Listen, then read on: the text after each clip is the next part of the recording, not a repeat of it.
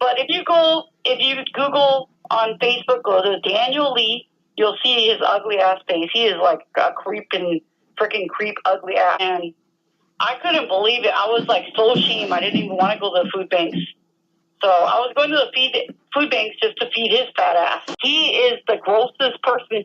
He does not believe in using any kind of chemicals, so he doesn't believe in using toothpaste. Oh. He does not believe in using deodorant and stuff, and he doesn't believe in showering every day. He said it's bad for your health. It was like really disgusting, and he's like really weird.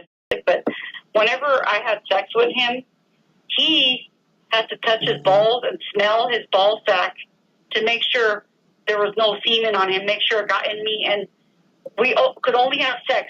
I couldn't do any other thing. He had to be inside me because he felt like he was doing something wrong. It wasn't allowed to do any other kind of stuff. It was all about him and what he got. You know, it was like no pleasure in there for me. It was really bad for him. He was like sent letters to everybody on these dating sites and the hundreds. Anyone. He was willing to marry whoever. I see. Oh, and he's hired prostitutes. Tons of them when he was after his first wife when they were split up or something. From what I heard, it was in the hundreds of prostitutes.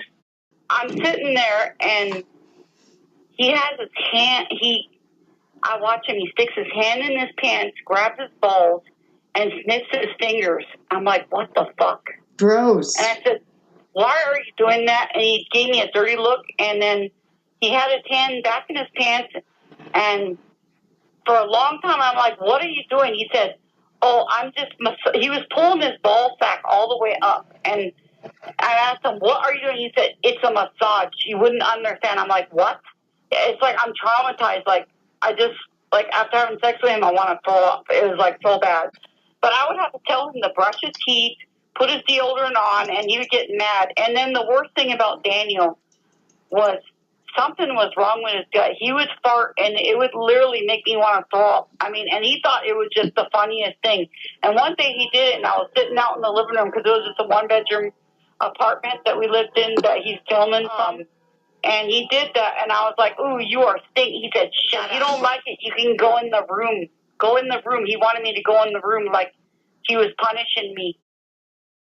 And he was just getting really enormous and stuff, you know? Mm-hmm. So, he was like a pig, and I wasn't allowed to lock the bathroom door because he had to use the bathroom constantly. Like, just all of a sudden. And one time he shit in the bucket because I locked the door. Uh-huh. It was a bucket I was going to plant in, and he's, like, showing me his shit. And he was just, like, he grossed me out. And he's like, oh, I showered on Thursday, and it was, like, Saturday. And I haven't had sex. I said, that's disgusting. And he literally took blood and put it on the door.